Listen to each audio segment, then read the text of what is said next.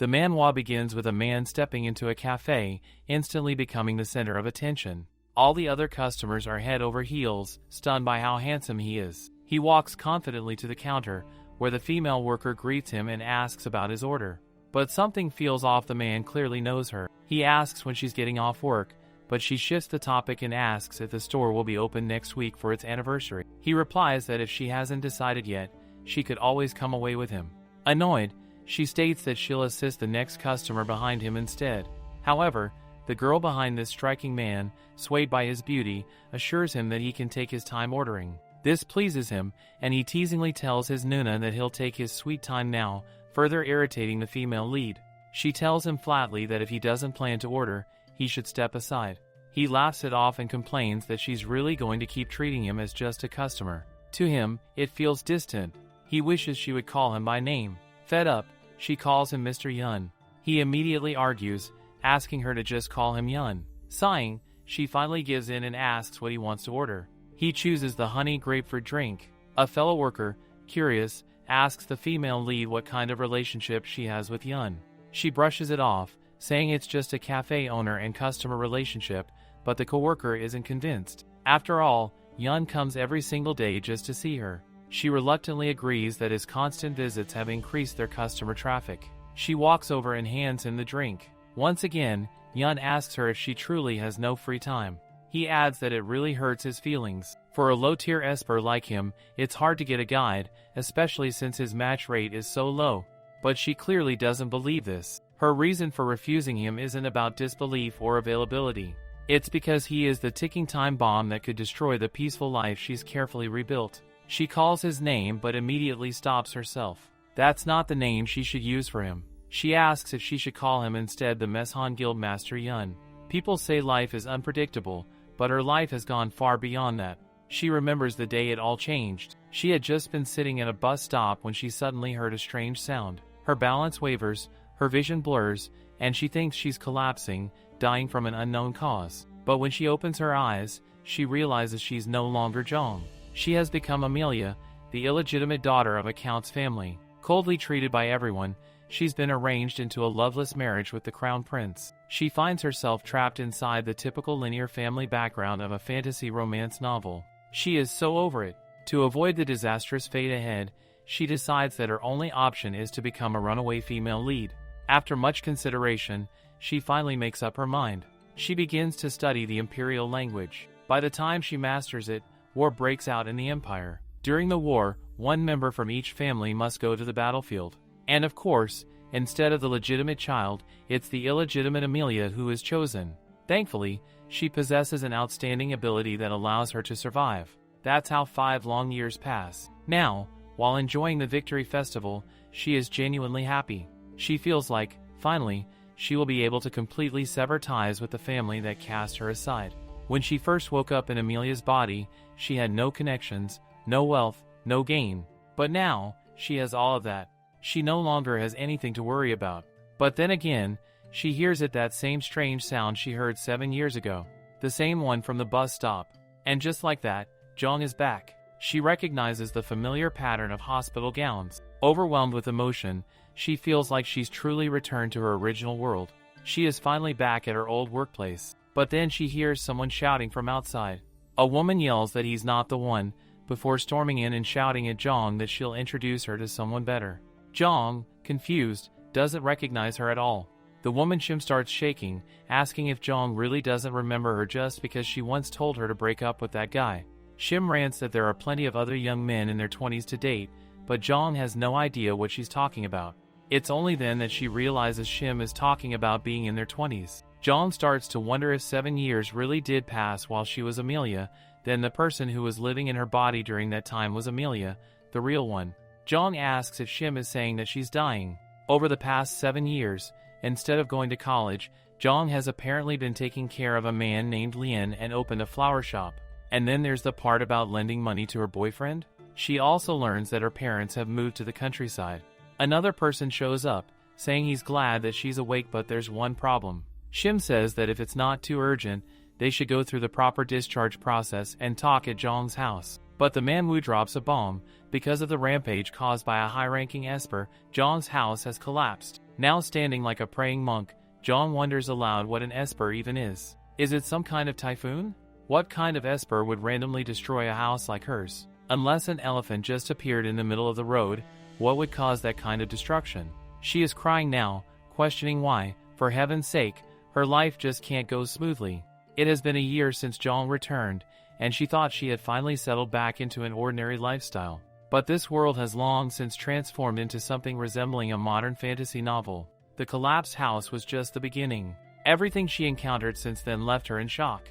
Among them, the three most memorable things were espers, guides, and the world they operate in. Espers are beings with supernatural powers, but the more they use their abilities, the more their bodies become contaminated. Guides are the ones who purify that contamination. In society, they are commonly referred to as awakened ones. This is currently the most sought-after profession worldwide. And as fate would have it, she has already awakened twice with two different people. And of course, part of that is Yun's fault. Ever since returning to her original life, that damned man has broken her house 3 times. Speaking of Yun, he's not just anyone. He's one of the only 5 S-rank espers in South Korea. He's also the young guild master of the #1 guild in the country and the 2nd strongest guild in the world. Now, John walks down the street and sees that her deposit from the one-room apartment has been returned. She is also receiving her assistant wage and some compensation money. She had considered staying at Shim's place, but it seems like she still isn't fated to have a stable home yet. So she decides to give up on that thought for now. She decides to open a cafe, gifted to her by her parents. Thankfully, one of her previous friends is a property dealer, and she manages to secure a location. There were a lot of economic issues during the war, so until the cafe is officially open, she has to take part-time jobs. While working, she notices people whispering. They're murmuring about someone eating at the cafe. She looks over and sees that it's Yun, the one who comes here regularly and always orders an iced Americano. She wonders if his fame is purely thanks to his face card, but realizes there's another reason. He always shows up with women who look like celebrities. The girl with Yun today stands up, shouting that he'll regret this, and storms out. The other worker is relieved that, unlike the last woman, this one didn't throw a drink in his face because cleaning that mess was hell. John thinks he's a bit much, breaking up with women every time he comes to this cafe. That's boy behavior on another level. Her coworkers strike up a conversation, asking if she heard that the guild leader of Air War defeated a dungeon recently. They mention that it's a controversial guild and one of the strongest, but they lost the live stream feed inside the dungeon. John questions whether that's rare, since sometimes the center itself hosts these streams. They explain that the real issue is that there were casualties. A C-rank esper wasn't guided properly inside the dungeon, which caused a rampage. The entire thing was caught on video, though of course, it was later deleted. When Jong asks what the esper's ability was, they tell her it was explosion. Another worker says this reminds her of how she used to dream of becoming a guide. She thought maybe a handsome esper would become obsessed with her, but Jong is convinced this girl has been watching way too many dramas. The same coworker then starts ranting, why don't guides just put a leash on espers? After all, they're the only ones who can control them. Jong calmly explains that guides can't fully block the guiding process. Guiding can also happen through physical contact and can be forced. However, the guide can adjust the concentration and amount of energy released. The other worker is impressed that Jong knows so much about guides. Jong shrugs it off, saying she has a friend who's knowledgeable, but the coworker gets excited, saying that in that case, Jong should be able to tell who's a guide or not. Jong brushes it off again, claiming that while you can't completely block guiding, you can suppress it enough that others won't notice. The coworkers are both shocked. They've never heard anything like this before. What they don't know is that the reason Jong knows all this is because she's a guide. 8 months ago, she was sitting with her friends watching the news. She thought to herself that when espers don't receive proper guiding, their lives are at risk. But the guides, too, are cursed in their own way, forced to cling to life. She remembers how she had healing abilities when she was Amelia. Of course, she can't use those abilities now that she's Jong. But still, she wonders why she continues to feel like she can. She's just about to cut her finger to test something when Wu appears, grabbing her hand and yanking it away, demanding to know what the hell she's doing. As Wu holds her hand, he becomes flustered. He's shocked. He realizes that Jong is a guide. Based on her reaction and his esper instincts, Wu suspects she might not just be an ordinary guide, she might belong to a higher classification. Jong starts to wonder, surely she can't be a C grade? Or even a hunter level C grade? From B grade and above, they must serve 3 years at the center. She's already had enough of being treated as someone with special abilities for 7 years. All she wants now is a peaceful life. She begs Wu and the others to keep her secret. Awakeners are rare to begin with, and thanks to her experience as Amelia, she knows how to control her abilities. She should be able to keep it hidden. A coworker then calls out, asking her to take the order for table 8. That table belongs to Yun. She places the cake on his table, but the fork slips. As it's about to fall, she reaches for it at the same time Yun does. Their hands touch. Jong quickly apologizes, saying she was just trying to get the fork for him. It's the first time she's seen him this close and he's really handsome. She turns to leave so he can enjoy his meal in peace, but Yun grabs her hand again. Jong wonders what's gotten into him all of a sudden. She asks him if there's something on her hand. She apologizes, saying it's just hand cream she applied without thinking, and assures him she'll be extra careful next time. But in her head, she can't help but wonder of all things, why did she have to mention hand cream? Someone nearby sees Sujin approaching Jong and asking what exactly she's done to Yun. Jong blinks, confused, asking what Sujin is even talking about. It's been a week since that day, and apparently, Yun hasn't been seen with any other woman since. Jong is still trying to piece things together when Sujin says that Yun has only been kind to her lately. He even asked Jong if she would recommend anything to him. It was the first time he'd spoken more than just placing his usual order. Jong tells Sujin to stop gossiping and get back to work, but Sujin presses on, arguing that Jong must be blind not to see it. Min steps in and asks if Sujin is seriously making a big deal just because of that small interaction. Jong lets out a long sigh, insisting again that it's not what Sujin thinks. Even if Yun is interested, it wouldn't be in the way Sujin is imagining. But Sujin snaps back, demanding how Jong can be so sure.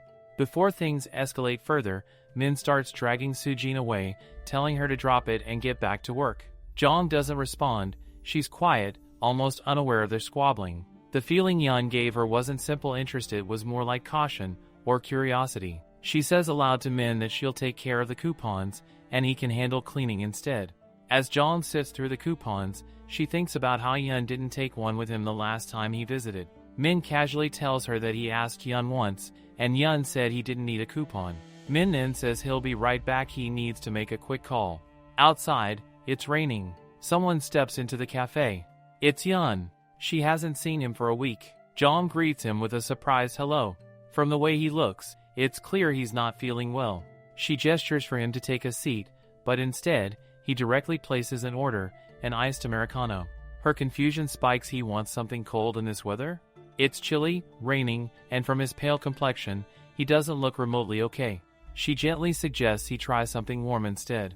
It's raining, and she's worried he'll catch a cold. She lists off a few warm drinks: grapefruit tea, black honey, and yuzu. He smiles faintly and asks if she likes grapefruit, since she recommended it last time. She freezes for a moment, unsure if she actually did. Then, snapping out of it, she laughs awkwardly and says she'll go prepare his order right away.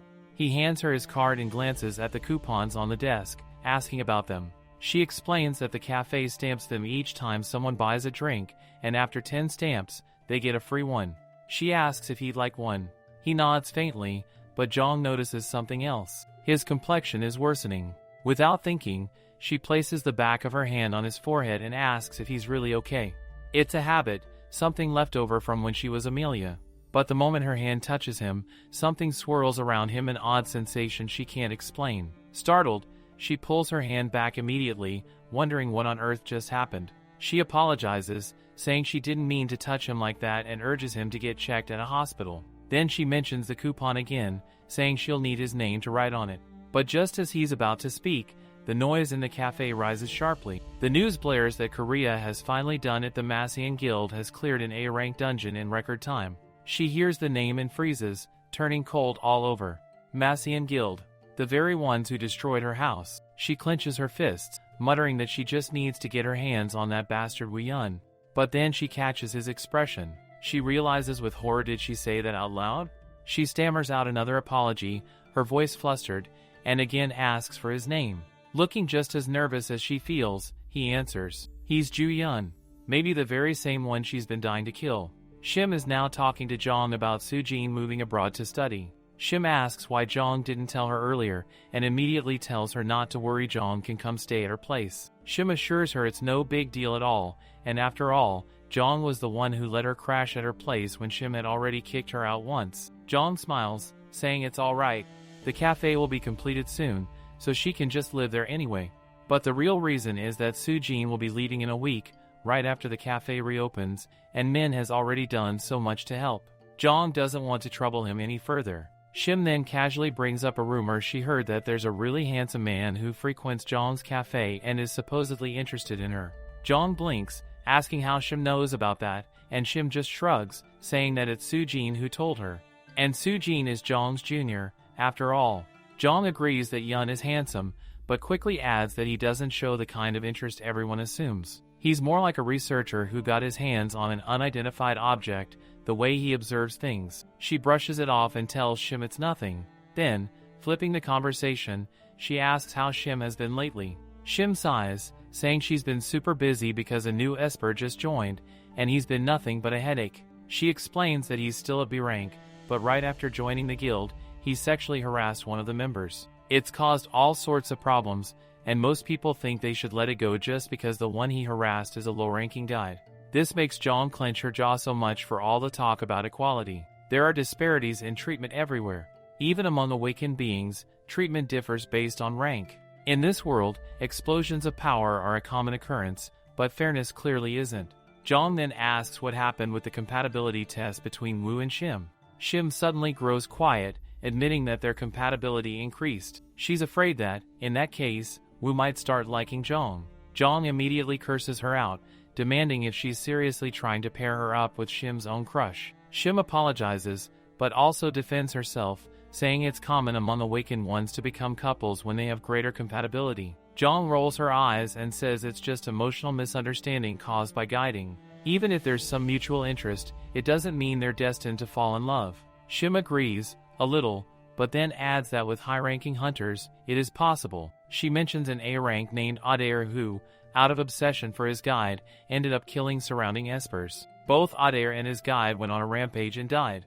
If she remembers correctly, Adair was eventually shot by another esper. Shim tries to console Jong by saying not all espers are like that, they're lucky to have Woo at least. But Jong sighs. 2 espers Woo and Yun in her life are already more than enough. She's already decided, if she limits her guiding, Woo won't even notice anymore. She just wants to live an ordinary life, not as a guide. After all, encountering espers isn't something common in a normal life. And yet, here she is. While cleaning, her eyes land on a card left behind Yun's access card. A single line border on the card means it belongs to a guide. But this one has 2 lines. Her hands freeze. It means the card belongs to an esper. She stares, unable to believe it. Yun is really an esper? He comes up behind her, saying she dropped it. She quickly hands the card back and thanks him, but her thoughts spiral. Then why did she feel something that day? When she raised her guiding stats, she shakes her head. No, she's not going to think about it anymore. Her part-time shift is ending soon anyway, and they won't be running into each other much anymore. The next day, Soo-jin casually comments that he didn't come today. Jong frowns, asking who she's talking about. Soo-jin makes a face and says she means the customer Jong has been avoiding lately. Yun. Jong says she's glad he's not coming on his own and tells Soo-jin that she's never avoided him in the first place. But Soo-jin raises an eyebrow, clearly not buying it. She says that if Jong really thought she wouldn't notice, she was wrong. Jong always avoids him whenever he shows up at the cafe. Jong begins to question herself, was it really that obvious? She thought she was hiding it well. Now that she thinks about it, that guy Prince Raymond must be lied when he said she had acting talent. He used to tell her she had a real gift for performance. But now that she recalls it, he was smirking every time he said it. Jong silently agrees that yes, she did want to touch Yun's light brown hair. He does have a bit of a puppy-like quality to him, but he's an esper, so she can't do anything about it. Today, it's Jong's turn to handle the cleaning. The weather is terribly cold, so she reminds herself to be careful heading home. After finishing work, she gets dressed, wrapping herself up to brace the chill. Even then, it's freezing outside. As she walks down the street, she spots a man stumbling. She wonders if he's drunk. It's already been a year since she came to this world, but whenever she sees someone in trouble, she just can't help but worry. She considers reporting it, but then she sees his face. It's Yun. Something strange is happening. Steam is rising off him, and the ground beneath him begins to crack. Everything around him is a chaotic mess. She freezes. What the hell is going on? She racks her brain. Can even a low-ranking esper unleash this much power when rampaging? But Yun hasn't lost consciousness yet. That means he might still have some control. She runs toward him, panicked, thinking maybe he's actually an A rank. But what kind of ability could cause this level of destruction? There's no time to hesitate. She doesn't know when he's going to lose consciousness, and if his ability expands any further, there's no doubt it might end with her dying.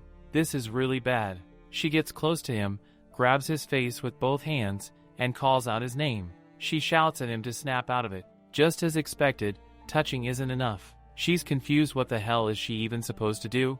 At this rate, they both might die. Back in the present, Wu asks Zhang if she knows what actually makes a guiding effigy work. She sighs, annoyed, wondering if she's really expected to know that kind of thing. But he reasons that she never knows what might happen next, so he explains it to her. Turns out, increasing the area of contact can be way more effective. It either helps by releasing a large amount of power at once or by boosting the efficiency of the power overall.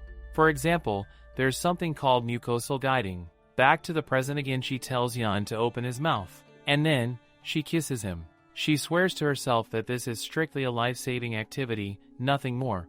She really thinks this much should be enough for mucosal guiding. Seems like it is. He's finally back to his senses. Then, he asks her for just a little more. Just a bit more. But she's like, wait, and then he kisses her again anyway. She wonders if there's something she can use to match with him and grabs her phone. She even snaps a photo of him. Like, what the hell, might as well document this insanity. She reaches into her pocket for literally anything, but of course, the only thing she pulls out is her damn phone. And now look, this guy is passed out, lying on the floor in the middle of a rainy night. She ends up dragging someone. We see that one of the building's rooms has light, and she decides to take him there, but he's so heavy for her. She practically plops him on the bed, all worn out, then just sits there wondering what the actual hell she's doing. After hurting him, she dragged him here, asking where his home was, and when they got to his place, he had to unlock the door for her himself. She's sad her phone got broken during the chaos. She didn't want to file a report or anything, since that would drag her into some kind of investigation, so she ended up here instead. It would have been weirder if she took him back to the motel she's staying at. But still, even if she hit him, she technically saved his life. Zhang checks on him and realizes he's burning up. He needs a fever reducer. She starts checking the cabinets and ends up opening one of the drawers. It has a whole bunch of medicine. She grabs what she needs and gently says to him that he's got to get up for a second. It might be hard, but it's necessary. He's still not fully conscious, but she manages to give him the medicine. At least it's a relief that his head injury doesn't seem that bad. Espers usually have tough skills, but she's still worried. What if he gets up and accuses her of hitting him? Even if he's a low-level esper, he's still an esper. He might go full rampage mode again. So first things first, she's got to make sure she's safe. It might not be the right thing to do, but this girl seriously ends up tying him up with stuff she found in the room. The rain's still pouring. She's just way too exhausted to keep going. She plans to take a nap here before heading back. She hides herself away and falls asleep on the sofa. On the other side of the world, we see a vast hall. Someone calls out to Amelia, but she scoffs, already suspecting that if it's him again, trying to propose or whatever, she's going to throw this decorative god statue at him. Raymond sighs and asks if she's really gonna do it.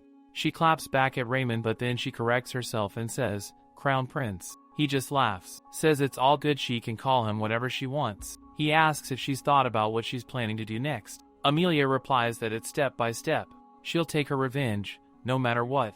Raymond offers to help, but she brushes him off, saying this is her burden, her responsibility. She knows he already understands that she's dead serious about dedicating herself to revenge. So then why is he asking all of a sudden? Suddenly, she hears something. A pain. It hits her hard, like the one from the bus stop. She starts to lose consciousness again. Raymond panics, shouting at her to stay close to him and yelling for someone to call a healer. We see Zhang after her regression, back in her everyday life panel. Her mom gives her something to eat, saying she used to really like it. But Zhang mutters that she stopped eating it in childhood. Her mom tilts her head and says she was literally eating it just yesterday, and if her taste has changed again, she should have said something. With nothing better to say, Zhang just goes, "Yeah." There's this one time she gets back home, and her mom asks what she's hiding in her hand and if she bought it herself or if Yuha did. After being possessed almost her entire previous life, Zhang's still stuck in weird muscle memory. She says she got it for all of them to eat together. But her mom squints at her and reminds her that she used to claim she didn't like sweets. She used to get mad at all kinds of snacks. Lately though, she's been changing so much. She even hears stories about herself, and she says honestly, she doesn't even know anymore. It feels like the place she used to belong to is disappearing. That place she longed for way too long. One time, she straight up asks her mom why she never sent her to college. Her mom looks confused, like why is she bringing this up out of nowhere? Jong says that she always used to promise to send her to college. Her mom reasons that when things were tough, she had no choice but to stop thinking about things like that. Jong asks if that was really the reason. Her mom admits that it might sound selfish, but she just wanted Jong to do what she wanted. At 17, she was still figuring things out. The only thing that stopped her was reality. But now, everything feels more real. Back to the present, Yun wakes up. He's confused. How the hell did he even make it back home? He remembers being in so much pain, and then suddenly, he felt better. And also, what are these threads wrapped around him? He sits up, holding his head, and sees Jong sleeping on the sofa. He wonders if this is his reward for holding back all the time and not acting recklessly. He thought she was avoiding him. So is she the one who tied him up like this? He notices that her leg is injured. He quietly asks Siri to contact Huang for him. Huang arrives and greets Yun, but she's hella confused when she sees him tied up like this. He just nods at her. She doesn't even ask. She goes over to Jong and starts healing her leg, but while doing so, she notices something. She's about to say something aloud, but Jong's glare is enough to shut her up immediately. Zipped. Sealed. Huang reassures Yun that she'll help with all the visible wounds and won't say anything about tonight. Yun just says they'll meet again after she leaves. Then he looks at Jong, who's still asleep. He calls her name. She shoots up, horrified, calling his name right back. She checks his forehead, panicked, asking if his fever has gone down. Then she scolds him, saying he should have changed his clothes first or he'll catch it again. He replies that he would love to, but his hands are all tied up. Then he casually asks if this is what she's into, tying people up. Blanking out, she stares at him, thinking this guy is completely unhinged. She remembers that when she first met Wu, she found him collapsed on the street and dragged him home. This genre was supposed to be romance, but in her case, it feels more like survival and crime concealment. Yun tells Jong to go wash up and change into his clothes. After she finishes, he even offers her new ones. She slaps herself, thinking this is the regression hazard at full power and she needs to snap back to reality. Yun asks her if, by any chance, she eats porridge. She says she's fine without it, but he says he noticed a wound on her side and already got it treated. If she has any more, she can tell him. Actually, he insists if she has any more pain, she has to tell him. Jong reassures him that she's perfectly fine, but Yun keeps asking if she's in pain, to please let him know. She's just staring at him, wondering if he's really sure he doesn't need to get his head checked. He tells her to eat it while it's still warm. She stares at him and says he should eat too, but he says he'll eat later. Just watching her eat makes him really happy. She takes one bite and is this close to liking it. Yun immediately panics and asks if it's not tasty. He says with the softest voice ever that she looked so thin that he used the best ingredients like 101 elixirs and herbal ingredients. She just stares at him like, what the actual hell is this guy even saying? Did he not use any salt? Yun casually replies that salt isn't good for health. Besides, good things are better with high-quality ingredients. She's utterly speechless, all kinds of sad. Yun says that if she's not going to eat it, he'll just throw it away. She quickly agrees, okay, I'll eat it for real. But inside, she's crying like, this is my life now. Who do I even blame? Poor girl just wants to go home. Jong is wide-eyed and completely shook as she learns that the jacket she casually used as a blanket is worth 70 million. She had just been thinking of asking for compensation for her phone and the mental breakdown she suffered, but now she's like, maybe they can just call it even. She mutters that her life is clearly more valuable than money, and not only did she save his life, but she also risked her own trying to stop him from running off. And on top of that, her phone got broken, though we're not going to get into how exactly that happened. She keeps going, saying that she also dragged him here and didn't get a wink of sleep, and now she's probably going to catch a cold because she crashed on the sofa.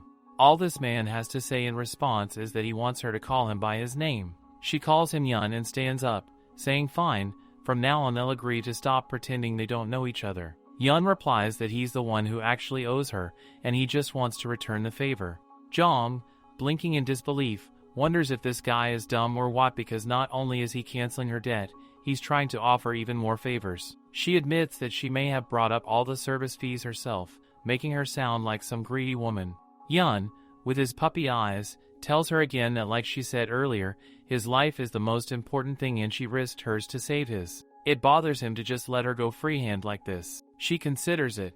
It's true, you can't judge someone based on rumors alone, and he really does seem like a decent guy. She smiles a little and says it's totally fine if he insists. He can just cover her taxi fare. Yun, not missing a beat, gets up and says he has a car, so he'll drop her directly. In the car, she sits there thinking, so this is what a smooth, rich ride feels like. He asks her if she's liking the car, and she admits the seat is super comfy.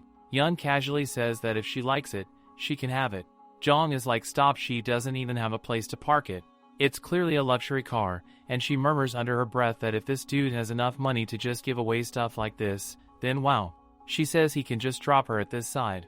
He asks if she lives around here by any chance. She tells him that she's staying nearby, but only for a while due to certain circumstances. Yun tells her that there might be some issue at the hotel she's staying in, and he would recommend she avoid that area. She raises a brow and asks what makes him feel there's going to be a problem and how he even knows that. He says flatly that he's an esper and has heard rumors about a criminal organization full of rogue awakeners hiding out in that area. She's impressed not only is he a lower-class esper, but somehow he's got access to this kind of classified info.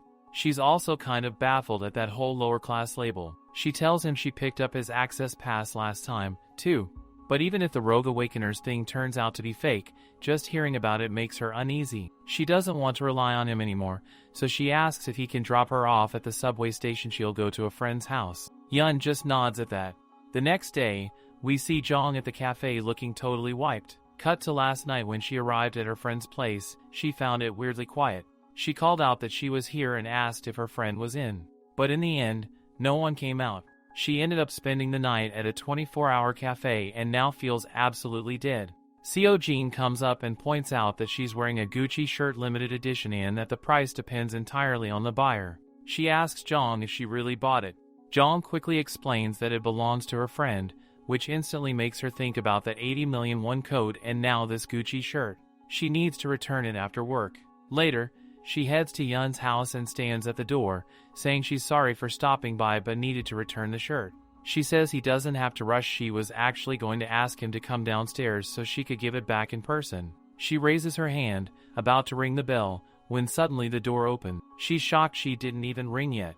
Yun tells her that he heard her footsteps. She tells him she just wanted to return the coat. He invites her inside, saying someone gifted him a cake, but he doesn't like cake and doesn't want to eat alone. He asks if she can join him. Just hearing about cake makes her mouth water. She asks if he's got cream tarts too and he nods. She steps inside under the pretense that she also has something to talk about, so she'll stay for a bit.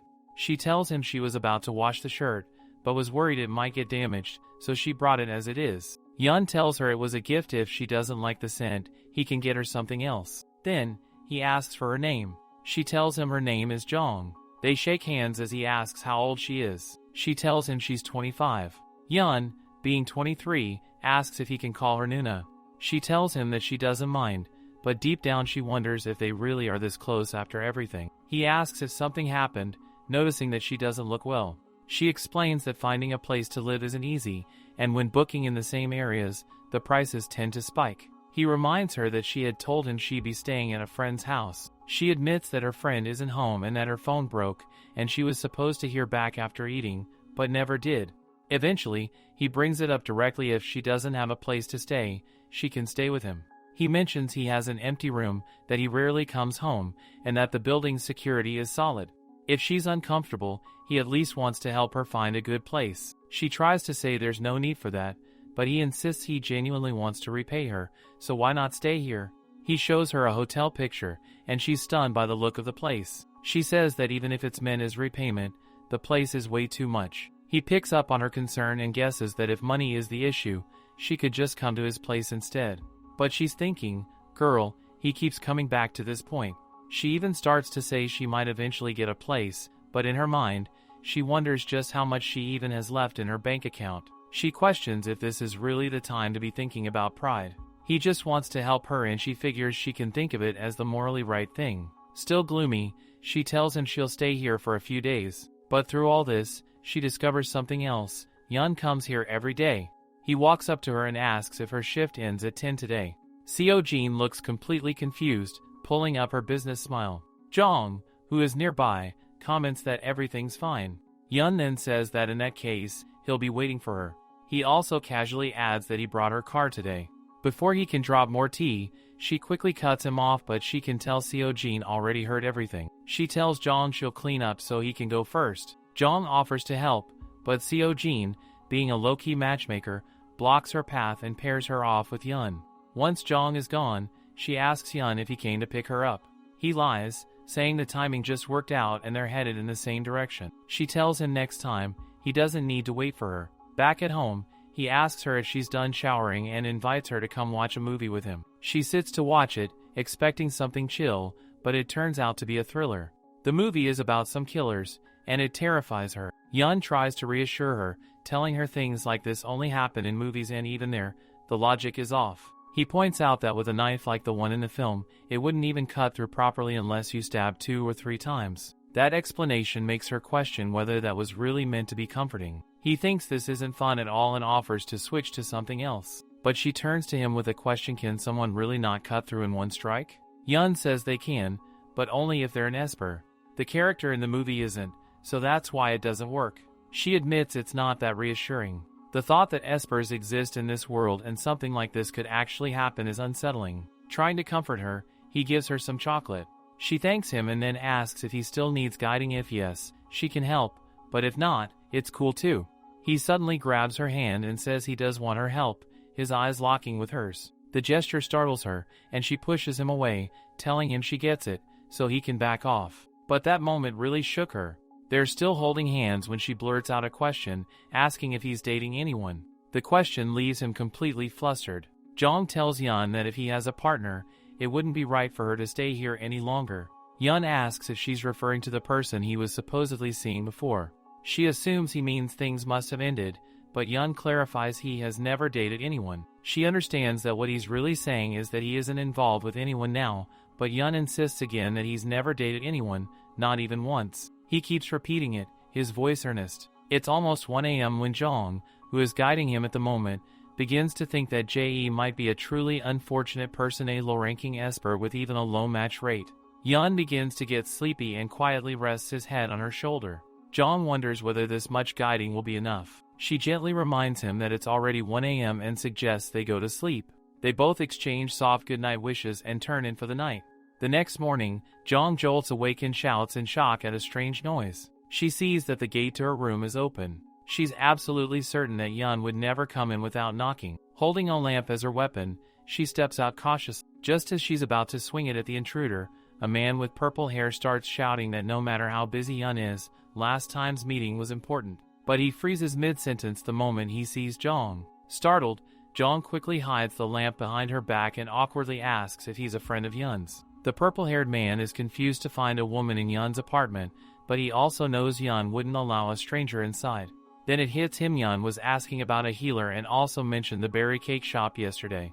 He concludes that this woman must be connected to both things. With a knowing tone, he says that he doesn't need to see anything else now that he knows Yun has a woman too. Jong is caught off guard, wondering if he's really talking about Yun. She tells him that Yun isn't home right now. The man then asks if she happens to know where the owner of the house is. Jong explains that she just woke up herself and doesn't know. While the man is sitting there, he suddenly slips and falls to the ground. Alarmed, Jong hurries over and asks if he's okay. It turns out Yun was the one who made him fall. He appears from behind, demanding to know why the man is here. Jong, tense and flustered, tells Yun to call an ambulance. Yun calmly says that he's fine, but Jong snaps that she's not talking about him, but his friend. The purple-haired man introduces himself as Kyung and apologizes for the earlier misunderstanding. Jong asks Kyung again if he's really okay. He casually brushes it off, saying that for an esper, this kind of thing is nothing. He opens a bag and pulls out some beautifully wrapped cakes, offering her one. Jong lights up at the sight such good cakes, but just as she's about to accept, Yun suddenly steps in and, using his power, destroys all the cakes in an instant. Both Kyung and Jong are left speechless. She yells at Yun, asking why he would do that to her cake. Yun responds coldly, pointing at Kyung and explaining that what if the cakes had been poisoned or tampered with. Kyung watches Yun's expression and thinks he really looks like he's about to kill him. He begins to suspect that Yun might be unusually possessive over Jong. Kyung then says to Jong that he'll be taking his leave. They shake hands politely. With a smile aimed at Yun, Kyung says they'll meet again. As he walks toward the elevator, Yun leans in and whispers for him to get out. Standing in the elevator, Kyung reflects on everything. Maybe this is why Yun's been in a good mood lately. He wonders if the woman is Yun's guide, but then immediately dismisses the thought. There's no way to understand what goes on in that crazy man's head anyway.